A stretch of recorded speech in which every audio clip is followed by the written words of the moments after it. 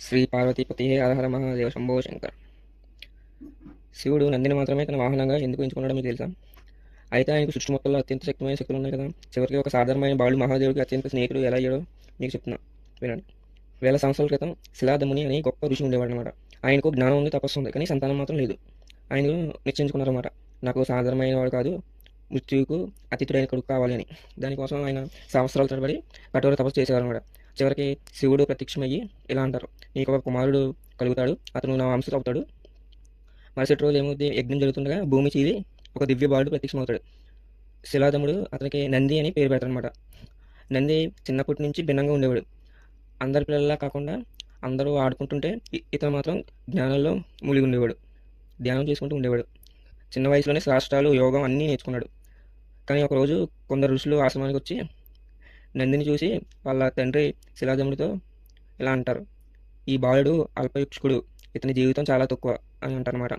అప్పుడు వాళ్ళ తండ్రి శిలాదముడు కృంగిపోయి, కానీ నంది భయపడలేదనమాట. అతను ఏమన్నారు, నంది మరణం ఖాయమైతే నేనే స్వయంగా మహాదేవుని చేరుకుంటాను. మరి ఇంకా అతని హిమాలయకి కఠోర తపస్సుకి బయలుదేరతాడు, శివయ్య దగ్గరికి.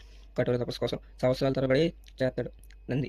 చల్లగా గాలి వేసిన మంచు, తుఫానులు అన్ని ఋతువులకి అలా అలవాటు పడిపోయి జ్ఞానంలో ఓం నమ శివాయ, ఓం నమ శివాయ అనుకుంటూ ఘోర తపస్సులో ఉంటాడు. చివరికి శివుడు ప్రత్యక్షమయ్యి నీకేం కావాలి అని నందిని అడుగుతాడు. అప్పుడు నంది ఏమంటారంటే, నాకేం వద్దు, నాకు కేవలం మీ సేవ కావాలి, నేను ఎల్లప్పుడూ మీ దగ్గర ఉండాలనుకుంటున్నాను.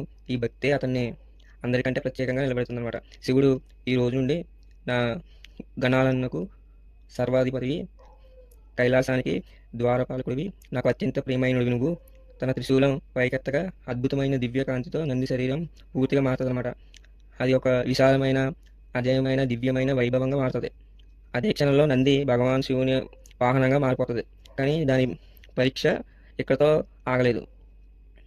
సముద్ర వదనంలో అలాహలం విషం విలువైనప్పుడు దేవతలు సైతం భయపడిన చోటన ఆ నంది ముందుకు వచ్చి ఆ విషాన్ని బిందువులను తన నాలుకతో ఆపి, దానికి ఏం కాదనమాట, తన నాలుకతో ఆపి. ఎందుకంటే నంది కేవలం వాహనమే కాదు, అది ఒక శివుని యొక్క భక్తి, వెళ్ళి శివుని యొక్క శక్తి ప్రతి ఒక్క రూపం. అందుకే శివుడు అతన్ని ఎంచుకున్నారు, శక్తి కోసం కాదు, భక్తి కోసం. అందుకే ఈ రోజు కూడా నంది చెవిలో చెప్పిన ప్రతి ప్రార్థన నేరుగా శివయ్యకి వెళ్తుంది.